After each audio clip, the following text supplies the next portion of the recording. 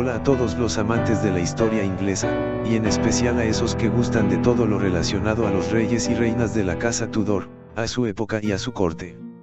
En este video les traigo una breve recopilación biográfica sobre esos hombres que fueron muy importantes en el gobierno de Enrique VII. Ya que muy a menudo se habla de su hijo y el cardenal Thomas Wolsey, o de su nieta la reina virgen y la gran mancuerna que formó con su ministro William Cecil. Sin embargo, el primer rey de la casa Tudor fue exitoso al formar un gobierno estable y sólido que le permitiría conservar la paz hasta cierto punto y sobre todo rellenar el desabastecido tesoro real, con métodos muy agresivos, pero en definitiva exitosos.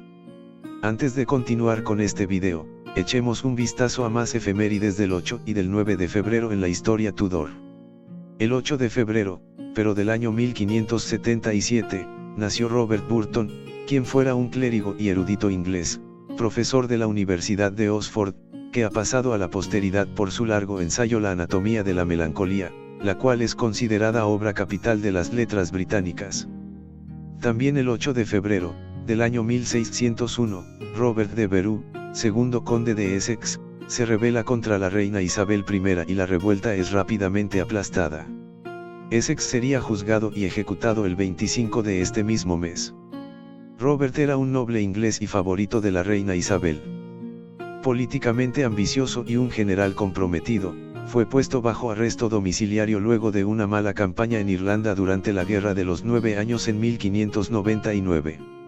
El 9 de febrero, del año 1555, fueron quemados en la hoguera los clérigos protestantes ingleses Rowland Taylor y John Hooper.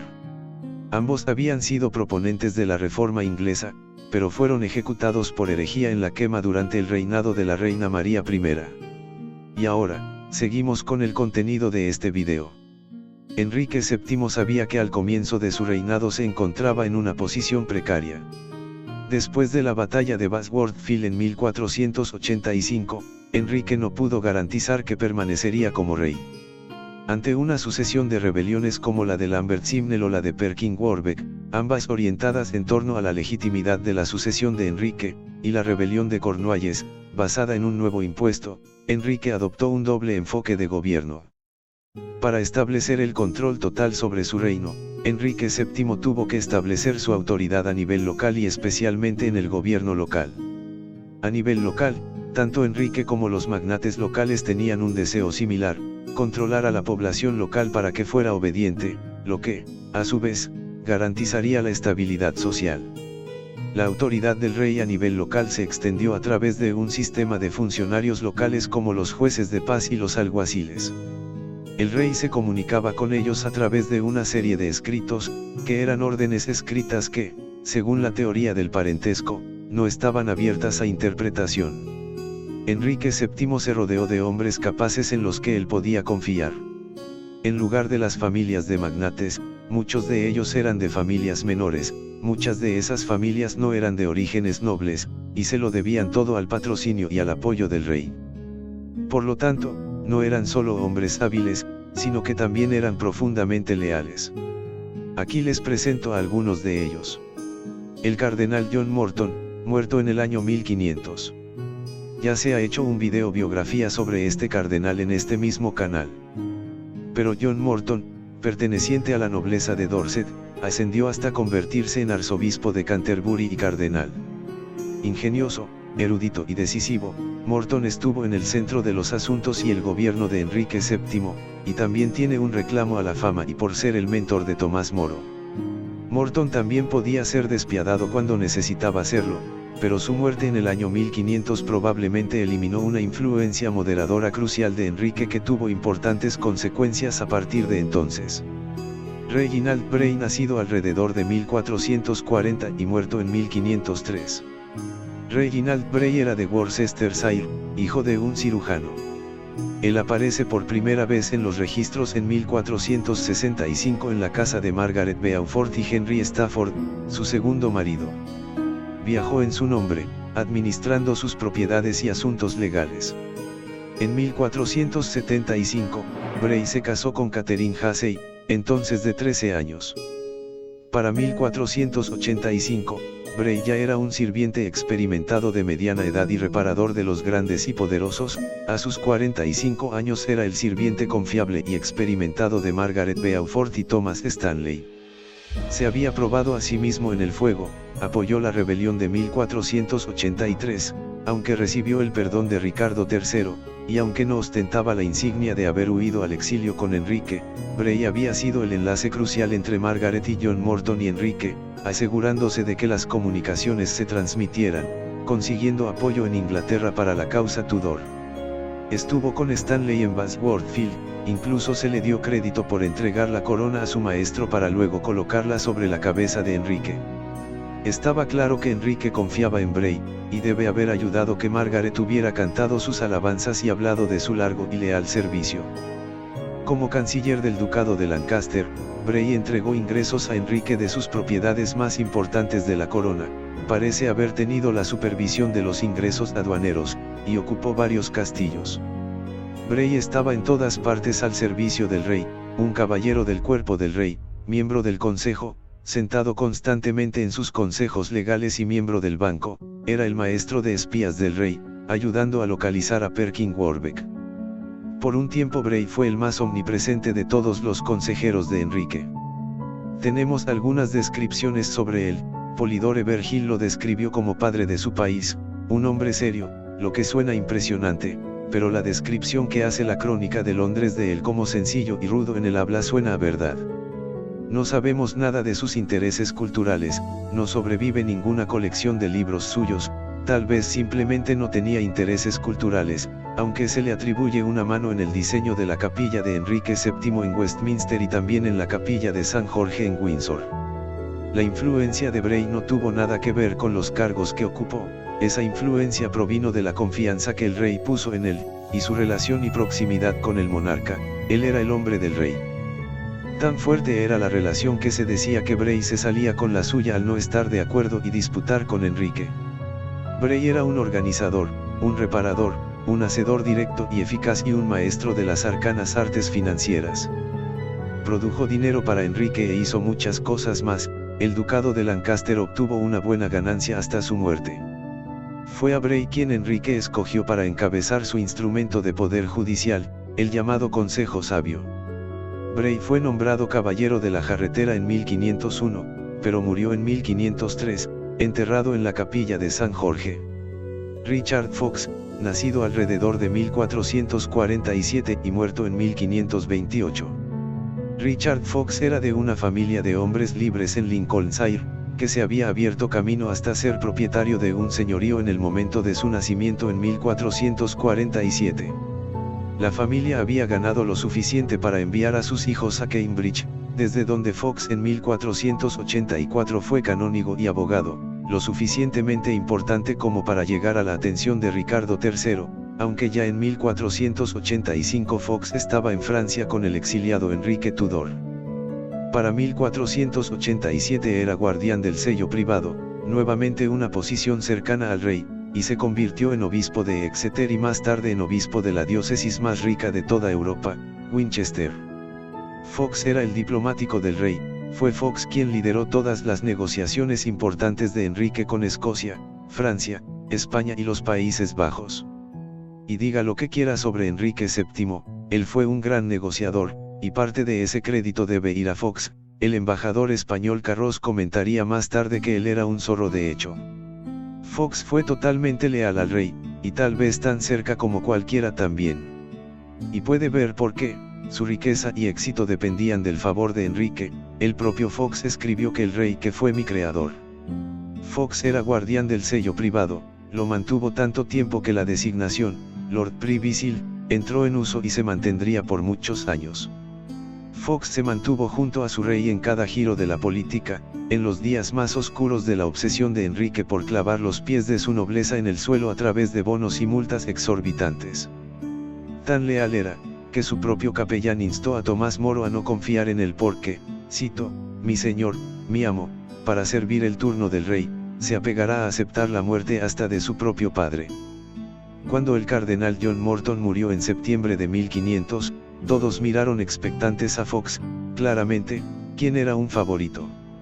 Sorprendentemente, no fue así, aunque Fox se convirtió en obispo de Winchester en 1501. Claramente esto dolió.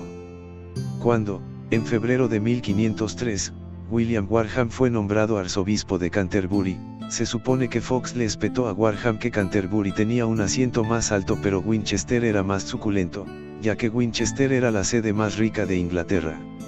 La relación entre Fox y Warham, quien se convirtió en canciller bajo Enrique VIII, fue venenosa. Warham fue eclipsado por Fox y, a cambio, él afirmó que Fox se preocupa más por sus propias causas privadas que por el bien común y la defensa del reino.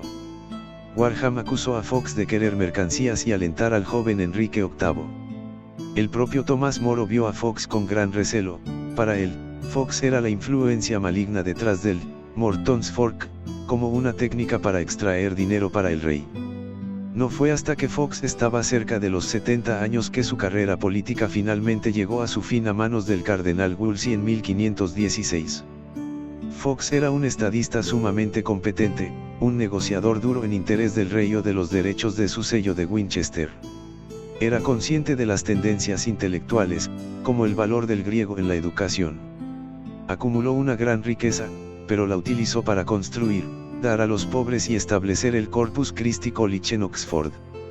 El retrato de Fox fue pintado en sus últimos años, momento en el que también había perdido la vista. Giles Daubeney, nacido en 1451 y muerto en 1508. Sir Giles Daubeney era realmente inusual y un poco excepcional en el sentido de que, de hecho, era un caballero. Daubeney había sido uno de los hombres de la casa de Eduardo IV, él era uno de ese grupo que Ricardo III trató desesperadamente de conquistar sin éxito, y se había rebelado contra ese rey en 1483. A partir de ese momento, Giles se unió al lado de Enrique, aunque la calidad de su relación está marcada por el hecho de que él fue uno de los muy pocos que Enrique elevó a la nobleza. Una vez más, fue su cercanía al rey lo que marcó su influencia, como diputado chambelán y luego como Lord Chambelán después de la caída de William Stanley. Giles estaba constantemente al lado de Enrique. Él parece haber sido el militar de Enrique, junto con John de Vere, un comandante de gran valentía, que llevó hombres a Francia y Escocia, incluso vadeó los canales flamencos hasta las axilas para liderar un ataque y rompió la rebelión de Cornualles de 1495. Catalina de Aragón le dijo a su padre que Daubeney era el hombre que más podía hacer en privado con el rey. Daubeney estuvo constantemente en la corte hasta el final del reinado y su vida. Curiosamente, él obtuvo el contrato de arrendamiento en 1505 de la mansión de Hampton Court, un lugar del que hemos escuchado ya en otros videos. Daubeney murió en 1508 y fue enterrado en la Catedral de San Pablo. Edward Poynings, nacido en 1459 y muerto en 1521. El padre de Edward Poynings, llamado Robert, debe haber tenido un gran impacto en la reputación de la familia.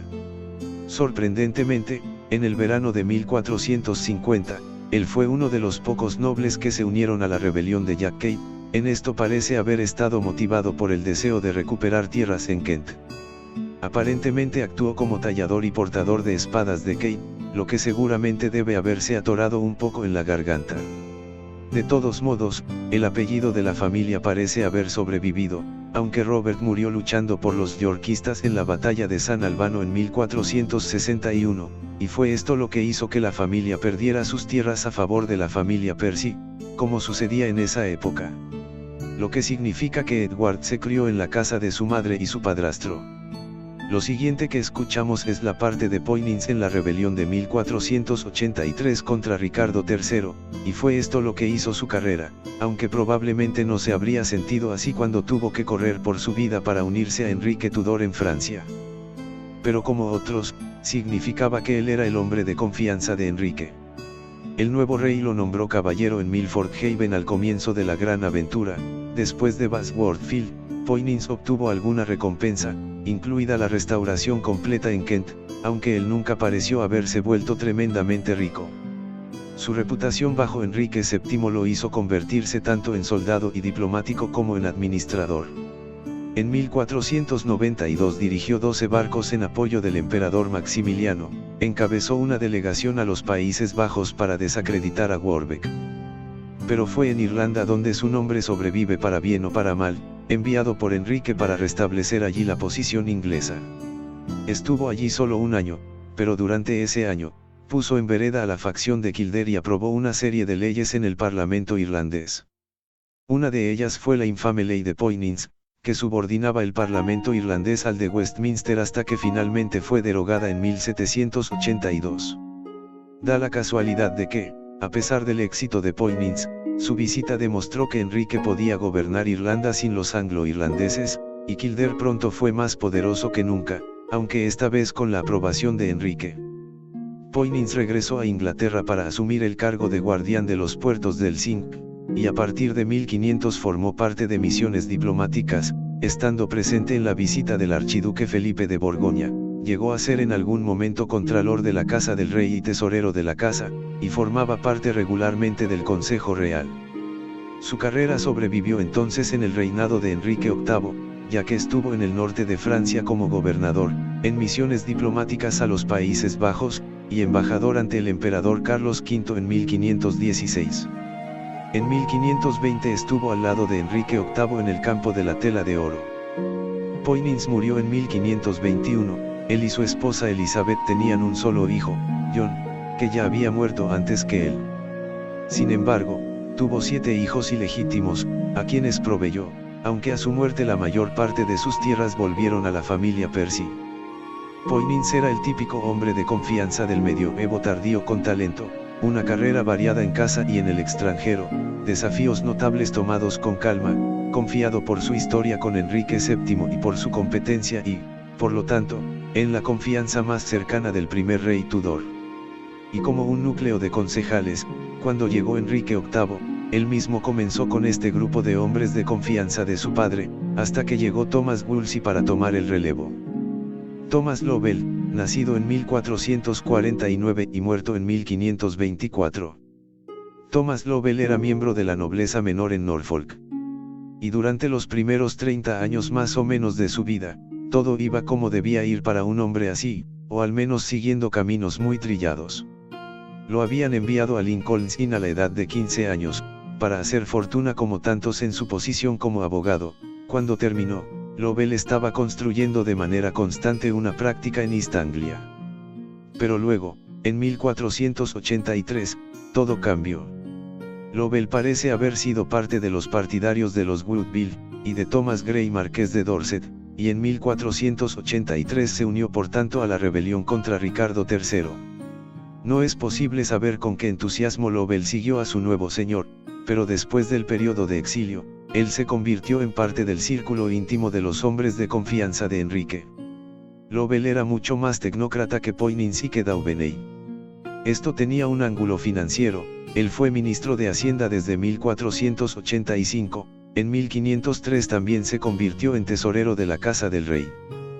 Con frecuencia se sentaba con el rey, mientras que Enrique auditaba las cuentas. Más brutalmente, Lovell tomó bonos de pago de muchas víctimas de las exacciones del rey. También era abogado, y era el segundo asistente más habitual en la Cámara de la Estrella y uno de los más habituales en el Consejo de los Sabios. Se convirtió con mucho, en parte de la tiranía de Enrique VII. Al final del reinado de este rey, a Lovell le había ido bien, los honorarios y las pensiones de los cargos otorgados por el rey le habían permitido comprar tierras, hasta que obtuvo unos ingresos de alrededor de 450 libras esterlinas.